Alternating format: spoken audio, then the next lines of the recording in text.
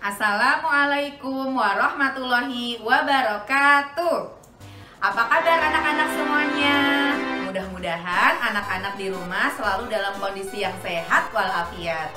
Anak-anak, alhamdulillah hari ini adalah hari kedua MPLS, masa pengenalan lingkungan sekolah. Hari ini hari kedua kita belajar di rumah selama MPLS dan insya Allah kurang lebih 6 bulan kita belajar di rumah. Walaupun anak-anak belajar di rumah, anak-anak harus tetap semangat dan giat belajar. Nah, belajar itu adalah salah satu contoh menuntut ilmu.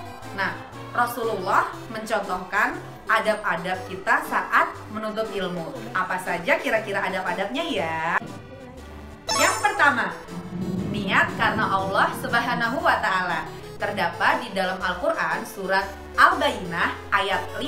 Di sana dijelaskan bahwa kita harus memurnikan ketaatan kita kepada Allah Subhanahu wa Ta'ala supaya kita mendapatkan keberkahan dan juga kebermanfaatan ilmu yang kita dapatkan.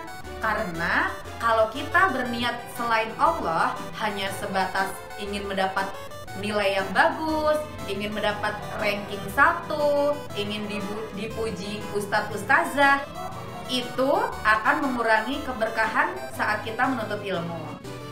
Yang kedua, berdoa. Berdoa sebelum dan sesudah ketika kita sedang belajar. Nah, berdoa itu salah satu senjata umat muslim, karena dengan doa-doa tersebut memudahkan Allah memberikan rahmatnya kepada kita. Yang ketiga, sungguh-sungguh. Nah, benar sekali. Kita sebagai anak muslim yang baik harus bersungguh-sungguh dalam menuntut ilmu. Karena ketika kita bersungguh-sungguh, Allah akan melihat usaha dan niat kita. Dan Allah akan memudahkan kita dalam menyerap pelajaran yang kita pelajari. Yang keempat, menjauhi maksiat. Karena maksiat itu dapat menghambat ilmu dari Allah Subhanahu wa Ta'ala yang diberikan kepada kita. Nah, contoh maksiat itu adalah yang pertama, main game terlalu lama sehingga kita lupa waktu.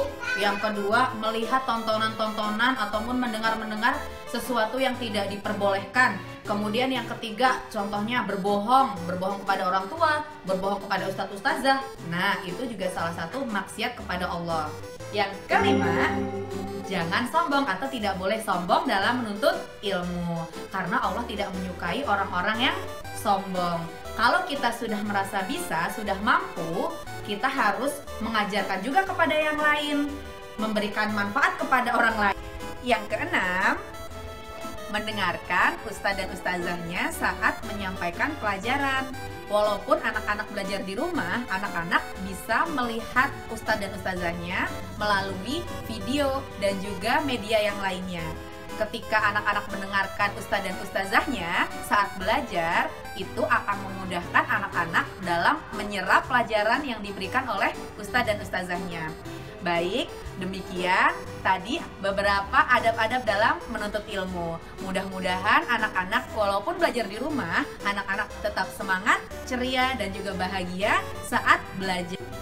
Dan jangan lupa, walaupun belajar di rumah, anak-anak harus tetap menerapkan adab-adab saat menuntut ilmu. Demikianlah pemaparan adab-adab menuntut ilmu oleh Ustazah Dani. Mohon maaf apabila ada kesalahan dan kekurangan. Wassalamualaikum warahmatullahi wabarakatuh.